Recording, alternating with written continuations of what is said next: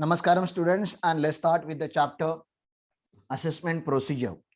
Now chapter assessment procedure is having too many sections, too many concepts. There are theoretical concepts. Apart from that, the latest amendment brought by income tax department, which is faceless assessment, forming like a significant part of your chapter. तो इसमें हमको देखना क्या है कि assessee का काम होने के बाद डिपार्टमेंट क्या क्या करता है, what can department do. अभी income tax department means what we have discussed that in last lecture. Now we need to know what chief commissioner can do, what assistant commissioner can do, what deputy commissioner can do, what ITO can do. तो वो लोग ये सब क्यों करते हैं? Because India में self assessment है, तो वो सारी बातें हमें करनी है यहाँ पे कि डिपार्टमेंट को इतने पावर क्यों दी है. तो दिस इज असेसमेंट प्रोसीजर का complete chart. This chart is spreaded over 2 pages. Given a choice, you must take the joint page and write the chart back to back so that you can have the correlation of 8 points. In first page, you are supposed to write 4 points, 1, 2, 3, 4. On the second page, right hand side page, you have to write balance 4 points. So let's see what is the responsibility of assessee so far as income tax is concerned. Assessee has to compute the income. Assessee has to compute the income. He has to compute income from all 5 heads: income under salary, house property, PGBP, capital gain, IFOS. Then he has to provide set off and carry forward, clubbing provision effect. That will be a GTI. From GTI, he has to provide for chapter 6A deduction, and whatever net comes, that is total income. Once he is having computation of total income, he needs to know how to compute tax on it. So there will be 2 types of taxes: special rates of tax and normal rates of tax. After applying taxes, surcharge, cess, whatever is applicable, that will be the tax amount. Apart from that, assessees who are having a turnover limit exceeding 1 crore, in normal business exceeding 1 crore, he has to go for tax audit. For professionals, the limit is 50 lakh. For 44 AD, presumptive assessee limit is 2 crore. And if you are having all the payments and all the receipt, if I compare all the receipts and all the payments, you are not accepting or you are not paying any cash receipts more than 5% of your turnover, then up to 5 crore, you may not go for tax audit, but after 5 crore, tax audit will become mandatory. So for different types of assessee, different types of clauses are applicable, but whatever, if assessee is under tax audit, he needs to get tax audit done from a chartered accountant. And after doing all these things, he has to submit his ROI. ROI means return of income. Return of income has to be submitted online. Okay. On new portal name is www.incometax.gov.in. तो उस नए portal पे अभी के हिसाब से, पहले तो आपके सिलेबस में नया पोर्टल नहीं है, but practically we have to submit returns on new portal. If you want to submit valid ROI within the time ROI, then we call it is ROI under section 139(1). 139(1) के due date जो है वो 31 जुलाई है for normal SSC, 31 अक्टूबर है for tax audit SSC, and 30th नवंबर है for international tax payers which are who are supposed to submit section 92E reports. तो ऐसे अलग अलग उनके ड्यू डेट दिए गए हैं. लास्ट लेक्चर में भी हमने डिस्कस किया था कि लॉस रिटर्न मैंडेटरी होता है even if you are into losses, and if you wanted to carry forward your losses, you have to submit your ROI under section 139(3). Section 139(4) talks about belated ROI. Belated ROI means कभी कभी अगर आपने 139(1) का due date miss कर दिया, then you have to submit a belated ROI. Belated ROI is the ROI submitted after due date along with the late filing fees. तो यहाँ पे late filing fees भी लग जाता है belated ROI में. सेक्शन 234F करके एक फी है, ठीक है ना, जहाँ पे 5000 का फी लगता है अप टू 31 दिसंबर, और 31 दिसंबर के बाद अगर आपने सबमिट किया तो आपको 10,000 का फी लगता है. It's not a penalty, penalty separate, लेकिन फी इतना लग जाता है. अगर आपका टोटल इनकम 5 लाख से कम होगा तो आपको लेट फी लगेगा only 1000. Sir, whether you have made mistake in valid ROI or loss ROI or belated ROI, so you can submit, if you have done some mistake and omission, so you can submit a revised ROI to rectify your mistake. तो वो revise ROI आप 139(5) में कर सकते हो. Any ROI which was filed under 139(1), 139(3), 139(4 or even 139(5), meaning thereby a revised ROI can be further revised. There is no limitation on number of times for revision of your return. You can revise your return for n number of time, but the revision should happen before 31st March, that is before end of the assessment year और completion of assessment whichever is earlier. वो completion of assessment क्या होता है आपको इस chapter में clearly समझ में आ जाएगा. अगर डिपार्टमेंट ने आपके आरओआई में अगर कोई डिफेक्ट या इनकंसिस्टेंट एंट्री को या इनकरेक्ट क्लेम को आइडेंटिफाई किया, department can also do that, तो आपको एक नोटिस आएगा for defective return. They will define the defect, what is the defect available in your return, and उस डिफेक्ट को आपको रेक्टिफाई करना पड़ेगा. If you should rectify with in 15 days. अगर आपने 15 डेज में रेक्टिफाई नहीं किया तो डिपार्टमेंट आपको फिर से वार्निंग लेटर दे सकता है.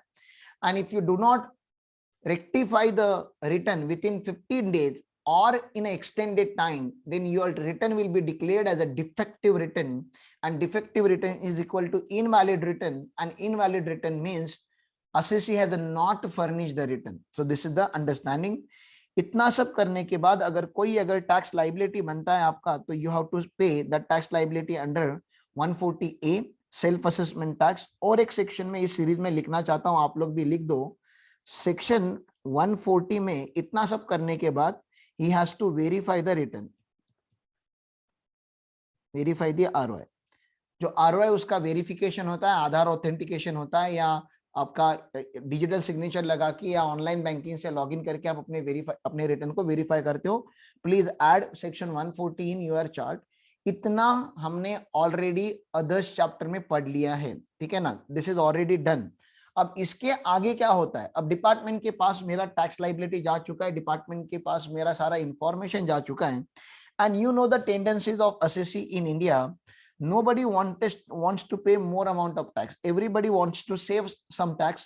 तो अगर ये किसी बिजनेसमैन का प्रॉफिट एंड लॉस अकाउंट है, तो आइदर वो इनकम को सप्रेस करेगा या एक्सपेंस को इनहांस करके दिखाएगा एग्जिस्टिंग लेवल से, and he will try to show profit और income as low as possible. Everybody is doing this, everybody knows it, income tax department knows this, government of India knows this. So people are evading taxes, that's a fact, and therefore there has to be some cross check mechanism, and assessee should have fear of this cross checking कि यार मैंने तो self return भर दिया है, लेकिन department इसको cross check करेगा, और डिपार्टमेंट को अगर कुछ ऐसा मिल गया जो नहीं मिलना चाहिए था, तो मुझको नोटिस आएगा, मेरे पर इंक्वायरी हो जाएगी और मुझको पेनाल्टीज लगेगी. This fear has to be there in the mind of the assessee. Then only there will be a proper compliances.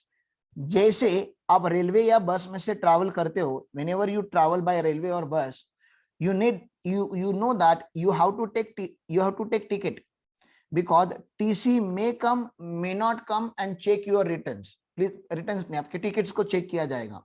जब आप बस में या ट्रेन में ट्रैवल करते हो, तो any time TC can come and check your ticket. इस डर से आप लोग टिकट परचेस करते हो. अगर टीसी का अगर कॉन्सेप्ट ही नहीं होता, टिकट चेकर का अगर कॉन्सेप्ट होता ही नहीं, तो बहुत सारे लोग बिंदास क्या करते, विदाउट टिकट ट्रैवल करते हैं. ऐसे नहीं कि टीसी लगाने से 100% लोग टिकट निकालते हैं. Still there are certain people who are shameless, they travel without ticket. अभी भी ऐसा होता है, और कभी कभी उनको पकड़ा जाता है, कभी कभी उनको नहीं पकड़ा जाता. तो इस कॉन्फिडेंस से वो लोग टैक्स की चोरी भी करते हैं कि हम अभी टैक्स की चोरी कर लेंगे, हमको शायद पकड़ा जाएगा, शायद नहीं पकड़ा जाएगा. और अगर डिपार्टमेंट पकड़ भी लेगा तो हम डिपार्टमेंट को मैनेज करेंगे. क्या करेंगे? मैनेज करेंगे. ये एक अंडरस्टैंडिंग है उनका कि सर मैनेज कैसे करते हैं, तो करप्शन के थ्रू मैनेज किया जाता है. You have to give certain asset to the department. Officer को कुछ पैसे दे दो, फॉरेन का टूर दे दो, कुछ नया मोबाइल या नया लैपटॉप लेके दे दो. तो कुछ ना कुछ अगर आप अपने एओ के लिए करते हो, तो आपको ऐसा लगता है कि चीजें मैनेज हो जाती है. ये मैनेज ना हो करके डिपार्टमेंट ने अभी लॉ चेंज कर दिया 2020 में. According to the latest law, ये जो मैनेज किया जाता था डिपार्टमेंट को, ये फैक्टर उन्होंने एलिमिनेट कर दिया, क्योंकि उन्होंने इतना ब्यूटीफुल सिस्टम बनाया which is known as the faceless assessment. तो you need to know certain provisions of the law. तो सर क्या डिपार्टमेंट डायरेक्टली मेरे पर केस ठोक देगा?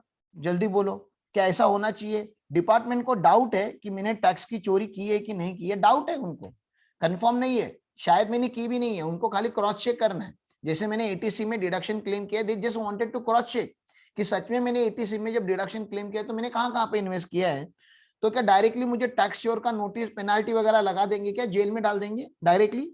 ऐसा होता है क्या कभी? नहीं। नहीं। नो। तो यार कुछ भी मेरे अगेंस्ट एक्शन लेने से पहले आपको नहीं लग रहा डिपार्टमेंट को क्या करनी चाहिए? वर्ड पढ़ लो, एक्शन लेने से पहले क्या कर लो, मेरी इंक्वायरी कर, इंक्वायरी। पहले पूछ तो लो मुझे कि मैंने टैक्स की चोरी की है कि नहीं, मेरे पास बुक्स ऑफ अकाउंट्स है कि नहीं है, मेरे पास एविडेंसेस है कि नहीं है।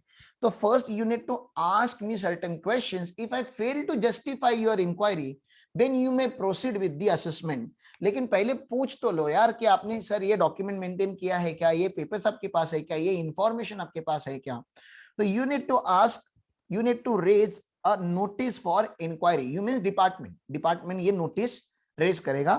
जो नोटिस हमें आता है, सबसे पहला नोटिस जो इनकम टैक्स डिपार्टमेंट का आता है वो नोटिस है हमारा 142(1) का, जिसको राय नोटिस के नाम से हम लोग बोलेंगे। We will always refer it as a राय नोटिस। राय नोटिस की 3 एब्रीवेशन है, ठीक है ना, ध्यान दो यहाँ पे कौन से वर्ड्स को मैं अंडरलाइन कर रहा हूँ।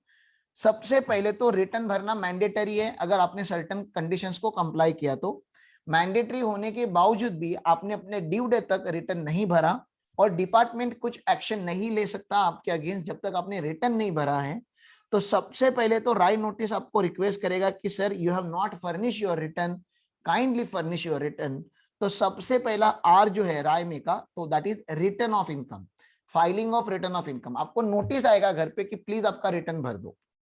फिर जो रिटर्न में आपने इंफॉर्मेशन, रिटर्न तो सिंपल इंफॉर्मेटिव होता है, उसमें तो कुछ ऐसा एविडेंस नहीं जाता। जैसे मैंने यहाँ पे 3 करोड़ का इनकम दिखा के मैंने उसके सामने 2.85 करोड़ का एक्सपेंस बुक किया है, तो ये 2.85 करोड़ का कोई एविडेंस सबमिट नहीं होता मेरे रिटर्न में।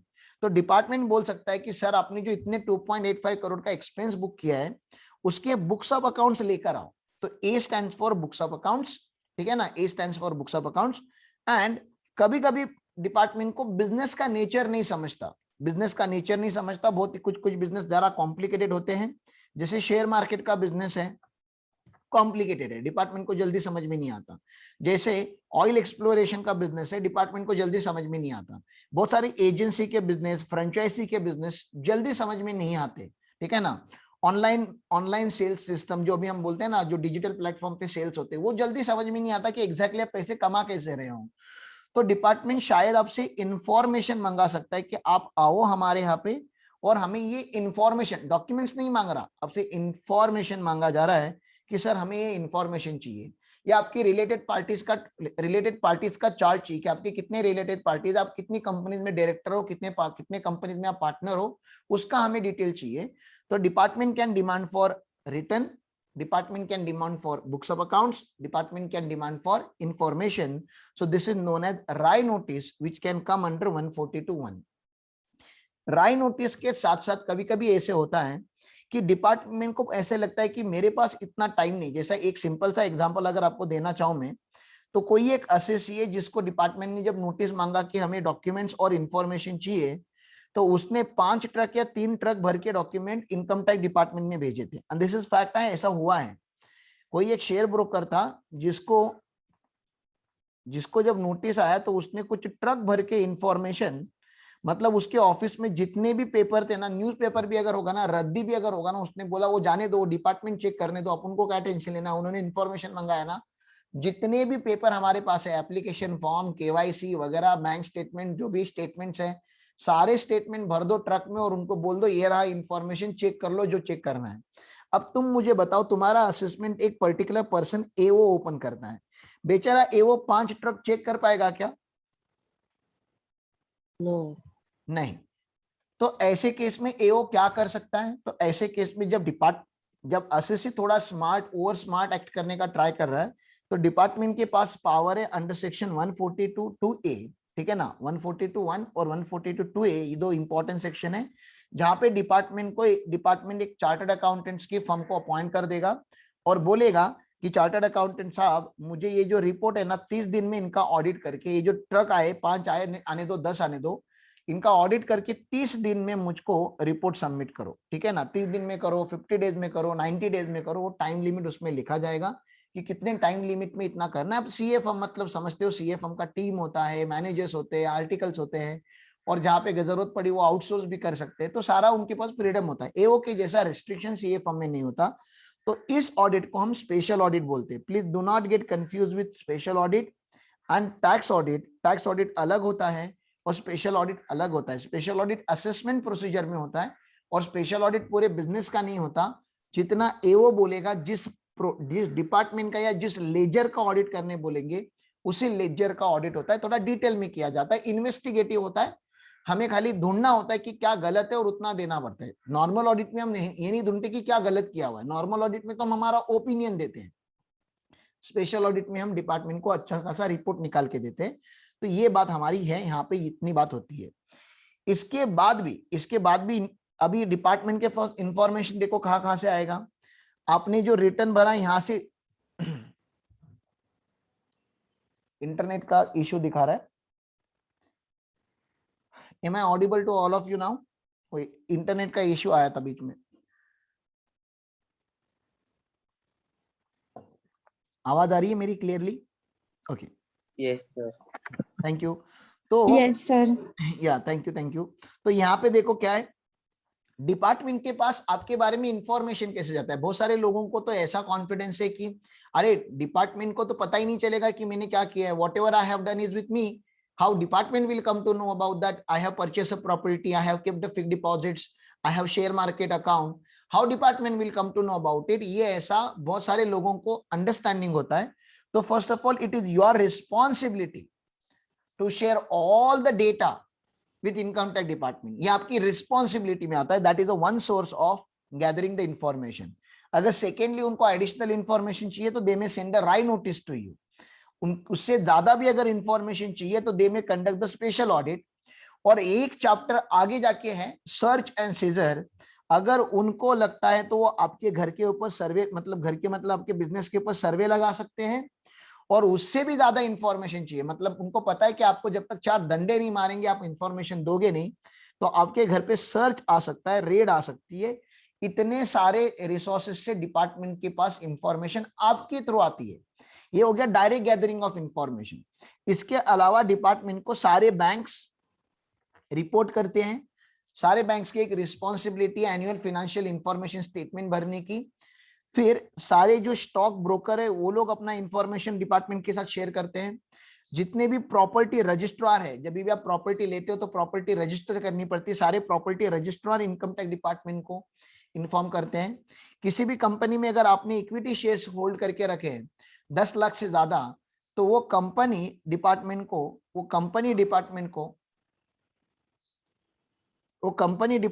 रिपोर्ट करती है। उसके अलावा इनकम टैक्स डिपार्टमेंट को पावर है, वो किसको भी लेटर लिख के डिपार्टमेंट के पास पावर है 133 में, मैं आपको पढ़ाऊंगा 133 में डिपार्टमेंट किसको भी लेटर लिख के उनसे आपके बारे में इंफॉर्मेशन मंगा सकती है। तो ऐसे बहुत सारे पावर्स डिपार्टमेंट यूज करता है टू गैदर द इंफॉर्मेशन। और मैंने आपको बता दिया है कि department, income tax department 2 parts में डिवाइडेड है मेजरली। एक पार्ट है उनका assessment wing and second part है उनका इन्वेस्टिगेशन विंग। जो असेसमेंट विंग है ना, असेसमेंट विंग का जो ऑफिसर्स होते हैं वो शायद इतना डिटेल में ना जाके काम करें, लेकिन जो इन्वेस्टिगेशन विंग वाले होते हैं ना, अगर एक बार वो आपके पीछे पड़ गए ना, तो देख लो आप कुछ ना कुछ तो वो इंफॉर्मेशन निकाल ही लेंगे। एक बार उनके पास ये एक्सटर्नल सोर्सेज से इंफॉर्मेशन आती है, तो ऐसे नहीं कि उनके पास अगर कोई इंफॉर्मेशन आ गई मतलब डेफिनेटली आपने चोरी की है। हमारे देश में हमने कसाब को भी मौका दिया था, जिसको रेड हैंडेड पकड़ा गया था ड्यूरिंग द टेररिस्ट अटैक। तो हमने उसको भी जो लीगल प्रोसीजर होती है उस प्रोसीजर को फॉलो करने का मौका दिया, उसकी साइट को प्रेजेंट करने का मौका दिया। पाकिस्तान को लेटर लिख के पब्लिक प्रोसिक्यूटर को अपॉइंट करने के लिए बोला। पाकिस्तान ने जब डिनाई किया तो इंडियन प्रोसिक्यूटर उसके लिए अपॉइंट किया गया। मतलब गवर्नमेंट ने कसाब को भी फांसी देने से पहले जस्टिस मिल जाए करके सारा लीगल कंप्लायंस किया। तो आपको नहीं लग रहा जब कसाब जैसे इंसान को अपॉर्चुनिटी ऑफ बीइंग हर्ड दिया गया था, तो इनकम टैक्स के असेसी को भी अपॉर्चुनिटी ऑफ बीइंग हर्ड देना चाहिए? Do you understand this? Opportunity of being heard, जल्दी बोलो। ये वर्ड समझता है ना आपको? OOBH, OOBH का फुल फॉर्म होता है अपॉर्चुनिटी ऑफ बीइंग हर्ड, ठीक है ना। ये दिया जाता है, ये पोंज के हिसाब से दिया जाता है। पोंज मतलब सर क्या, principle of natural justice. Government of India हमेशा प्रिंसिपल ऑफ नेचुरल जस्टिस बोलता है। गवर्नमेंट ऑफ इंडिया किसी को भी डायरेक्टली ये नहीं बोलता कि आप क्रिमिनल हो, आप इवेडर हो। आपको पहले नोटिस आता है, नोटिस में आपको मौका दिया जाता है कि आप अपनी साइट को रिप्रेजेंट करो, और जब आप अपनी साइट को रिप्रेजेंट करते हो तो डिपार्टमेंट आपके अगेंस्ट असेसमेंट प्रोसीजर चालू कर देता है। और असेसमेंट प्रोसीजर के बहुत सारे सेक्शन हैं सर। असेसमेंट प्रोसीजर के दो मेजर सेक्शन है, वो है 143(3) एंड 144। टेक्निकली देखा जाएगा तो सारे असेसमेंट में ये दो ही असेसमेंट होते हैं। आप अभी आपको ज्यादा डिटेल में नहीं पता तो 143(3) में स्क्रूटिनी असेसमेंट होता है, 144 में बेस्ट जजमेंट असेसमेंट होता है। 143(3) में एओ और असेसी दोनों मिलके काम करते हैं। एओ क्वेश्चन पूछता है, असेसी रिप्लाई देता है, एओ क्वेश्चन पूछता है, असेसी रिप्लाई देता है। मतलब यहाँ पे असेसी कोऑपरेट कर रहा है डिपार्टमेंट के साथ। जो भी डिपार्टमेंट डॉक्यूमेंट मंगा रहा है, असेसी सारे डॉक्यूमेंट्स एंड इंफॉर्मेशन सबमिट कर रहा है। That means assessee is not denying the cooperation और he is not delaying the cooperation. वो जो टाइम डिपार्टमेंट ने दिया है उस टाइम में रिप्लाई कर रहा है तो अच्छा असेसी है, तो उसके ऊपर ज्यादा हार्श ट्रीटमेंट नहीं किया जाता। लेकिन अगर असेसी विजय माल्या जैसा होगा, नीरव मोदी जैसा होगा, ललित मोदी जैसा होगा, पॉलिटिशियंस होंगे, लालू प्रसाद यादव जैसे होंगे, तो उनको पता है कि ये लोग रिप्लाई नहीं देने वाले, तो उनको एक बार मौका दिया जाता है, दो बार मौका दिया जाता है, और उसके बाद डिपार्टमेंट को गुस्सा आता है और गुस्से में डिपार्टमेंट वन साइडेड असेसमेंट किया जाता है, जिसको एक्स पार्टी असेसमेंट बोला जाता है। वन साइडेड मतलब जितना इंफॉर्मेशन डिपार्टमेंट के पास है उसी इंफॉर्मेशन पे डिपार्टमेंट अपना असेसमेंट कर देता है। बेस्ट जजमेंट असेसमेंट तभी होता है जब असेसी ने रिटर्न नहीं भरा है, इंक्वायरी को रिप्लाई नहीं दिया है, कोई भी नोटिस डिपार्टमेंट से आई है, नोटिस को रिप्लाई नहीं दिया है। असेसमेंट प्रोसीडिंग में जब 143(2) का नोटिस आता है, 143(3) करने के पहले 143(2) का नोटिस आता है, उस नोटिस का भी उसने रिप्लाई नहीं दिया। मतलब इतना क्लियरली एविडेंट है कि assessee is not interested in cooperation. तो इसका ये मतलब नहीं है कि डिपार्टमेंट में असेसी गया नहीं तो असेसमेंट होगा नहीं, असेसमेंट होके रहेगा। डिपार्टमेंट अपने एंड पे करेगा, आपके अगेंस्ट ऑर्डर पास कर देगा टैक्स की और पेनाल्टी की। और अगर आपने वो भी नहीं भरा विद इन 30 डेज, अगर वो भी आपने विद इन 30 डेज नहीं भरा तो आपको डिमांड ऑर्डर पास करके, ये देखो डिमांड ऑर्डर पास करके, डिमांड ऑर्डर अलग होता है, डिमांड ऑर्डर सेक्शन 156 में पास होता है, जिसमें आपसे टैक्स, इंटरेस्ट, फीस, पेनाल्टी और फाइन रिकवर किया जाएगा। इतना डिमांड ऑर्डर अगर आपने 30 डेज में नहीं भरा तो आपके अगेंस्ट रिकवरी प्रोसीडिंग्स चालू कर दिया जाता है, रिकवरी करके आपका अलग से चैप्टर है। चलो ठीक है, ये तो दो हो गए नॉर्मल असेसमेंट। सर कभी कभी डिपार्टमेंट को लगता है कि आपने एक साल में चोरी नहीं की, क्योंकि चोर जो होता है ना, टैक्स का इवेडर जो होता है, वो ऐसा नहीं कि सडनली उसने 2021 में टैक्स का इवेजन किया। जो टैक्स इवेडर होता है वो ओवर द पीरियड टैक्स की चोरी करते रहता है। तो उस टैक्स इवेडर को कैप्चर करने के लिए डिपार्टमेंट के पास पावर है अंडर 147 कि डिपार्टमेंट 5-6 साल का भी असेसमेंट खोल सकता है, 10 साल का भी असेसमेंट खोल सकता है, और इंटरनेशनल अगर होगा तो 16 इयर्स का भी असेसमेंट ओपन किया जा सकता है। उसको बोला जाता है इनकम एस्केपिंग असेसमेंट। ठीक है ना, बाय डिफॉल्ट 4, 6 और 16 में होता है। 4 साल का बाय डिफॉल्ट ओपन होता है। अगर आपका इनकम एस्केपमेंट 1 लाख से ज्यादा होता है तो 6 ईयर का ओपन होता है। और अगर आपका उससे भी ज्यादा है, ठीक है ना, उससे भी ज्यादा है आपका, अगर तो मतलब इंटरनेशनल लेवल पे आपने चोरी की है, हवाला अकाउंट वगैरह यूज किया है, स्विस बैंक में आपका अकाउंट है, दुबई में प्रॉपर्टी है, कनाडा में प्रॉपर्टी है, तो आप थोड़े अमीर असेसी हो तो आपको पकड़ने के लिए थोड़ा टाइम लग सकता है। तो 16 इयर्स का भी आपका असेसमेंट ओपन होता था पहले, अभी थोड़ा उन्होंने लॉ मॉडिफाई किया है। इनकम एस्केपिंग असेसमेंट इसको बोला जाता है। यहाँ पे डेफिनेटली आप टैक्स के चोर हो, ये पता होता है डिपार्टमेंट को, दैट इज 147। फिर आपके घर पे जब रेड होता है, रेड होता है, तो रेड के केसेस में जो असेट पकड़े जाते हैं उसका सर्च एंड सीजर का असेसमेंट प्रोसीजर ही अलग है, दैट इज 153A और 153C में होता है। इनकम स्पेशल असेसमेंट बोलते हैं। ठीक है ना सर, यूजुअली हर असेसी का असेसमेंट नहीं होता, कुछ असेसीज का, मतलब अगर हमारे 100% असेसी है तो 100% असेसीज का कंप्यूटराइज वेरिफिकेशन हो जाता है। कंप्यूटराइज वेरिफिकेशन जो होता था वो सीबीसी बैंगलोर में होता है यूजुअली। बैंगलोर में उन्होंने कंप्यूटर्स लगा के रखे, सुपर कंप्यूटर्स लगा के रखे, जहां पे सारे असेसी के रिटर्न जाते हैं, प्रोसेस होते हैं, और आपको आपकी ईमेल पे इंटीमेशन आता है, मुझे शायद मेरे लास्ट ईयर का इंटीमेशन आया होगा, अगर मुझे मिलता है तो मैं आपको दिखा दूंगा, जिसमें 2 कॉलम होते हैं कि आपने रिटर्न में क्या भरा और डिपार्टमेंट के हिसाब से क्या होना चाहिए, उन दोनों का कंपैरिजन करके आपको इंटीमेशन आता है कि आपका रिटर्न प्रोसेस हो चुका है। वो इंटीमेशन जो आता है वो 143(1) में आता है। 143(1) नोटिस वगैरह नहीं है, खाली इंटीमेशन है। बहुत सारे लोग तो डर जाते हैं इंटीमेशन देख के ही, क्योंकि इनकम टैक्स से जब मेल आता है या मैसेज आता है तो उनको ऐसे ही डर लगता है। तो डरना नहीं है, इंटीमेशन मतलब आपने जो रिटर्न भरा है वो डिपार्टमेंट ने प्रोसेस कर दिया। ओके सर, अगर आप डिपार्टमेंट के डिमांड ऑर्डर से या असेसमेंट प्रोसीडिंग से हैप्पी नहीं हो, आपको ऐसे लगता है कि नहीं नहीं यार मेरे साथ गलत हो रहा है, तो आपके पास कुछ रेमेडीज है क्या? आपने चैप्टर नंबर 1 में पढ़ा होगा और अभी जब आप लिख लेते तभी आपने लिखा भी होगा कि सर हाँ हमारे पास रार का रेमेडी होता है। हमारे पास कौन सा रेमेडी होता है? रार का रेमेडी होता है। सर रार में क्या आता है? रेक्टिफिकेशन आता है, अपील आता है और रिवीजन आता है। ये अलग अलग रेमेडीज है जिसके चैप्टर ही अलग है। जब उन चैप्टर्स में जाएंगे तब हम उन चैप्टर्स में उनका डिस्कशन करेंगे। अपील, रिवीजन एंड रेक्टिफिकेशन करके ये कुछ कॉन्सेप्ट्स होते हैं जिसकी हम बात करेंगे। अभी लॉग आउट होने आया है, लॉग आउट होने के बाद मैं आपको पहला इसका सेक्शन पढ़ाऊंगा 143, 142 सबसेक्शन 1 राय नोटिस, कि राय नोटिस कब आता है, टाइम लिमिट्स वगैरह क्या है, वो सारी बात हम करेंगे नेक्स्ट राउंड में। Please log in again at 7:45। Okay please.